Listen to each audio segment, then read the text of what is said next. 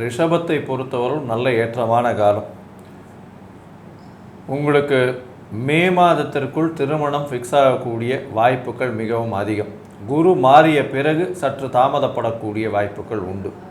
குடும்பத்தில் நல்ல ஏற்றம் இருக்கும். பணவரவிற்கு பஞ்சம் இருக்காது. படிக்கக்கூடிய மாணவியர்களுக்கு நல்ல ஒரு ஏற்றம் இருக்கக்கூடிய காலகட்டம். புதிய கடன் வாங்கக்கூடிய வாய்ப்புகள் நிச்சயமாக உண்டு.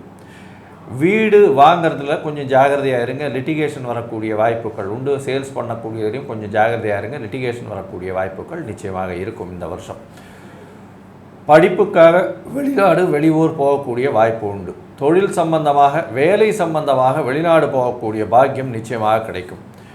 உடல் நலத்தில் நல்ல ஒரு ஏற்றம் இருக்கக்கூடிய காலகட்டமாக அமையப்போகிறது.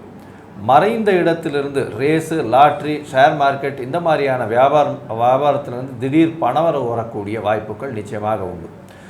கூட்டு தொழிலில் சற்று கவனமாக இருக்கிறது ரொம்பவும் நல்லது. சொந்த தொழில் செய்பவர்களுக்கு நல்ல ஒரு ஏற்றமான காலம். இருந்தாலும் தொழில் ஸ்தாபனத்தில் உள்ள வேலையை செய்யும் ஆட்கள் மூலியமாக சிறு சிறு பிரச்சனைகள் வரும். தொழிலில் பெரிய அபரிமிதமான ஏற்றம் உண்டு. வெளிநாட்டிலிருந்து முதலீடுகள் வரக்கூடிய வாய்ப்புகள் நிச்சயமாக உண்டு. புதுசாக இன்வெஸ்ட்மெண்ட் வரும். புதிய தொழில் ஆரம்பிக்கக்கூடிய காலகட்டமாக இருக்கும். புதிய மாற்றங்கள் நிச்சயமாக ஏற்றங்கள் இருக்கும். வேலையில் ப்ரமோஷன் இருக்கக்கூடிய வாய்ப்புகள் நிச்சயமாக இருக்கும். ப்ரமோஷன் மூலியமாக ஆன்சைட் ஜாப்னு சொல்லக்கூடிய வெளிநாடு போய் வரக்கூடிய வாய்ப்புகள் நிச்சயமாக உண்டு.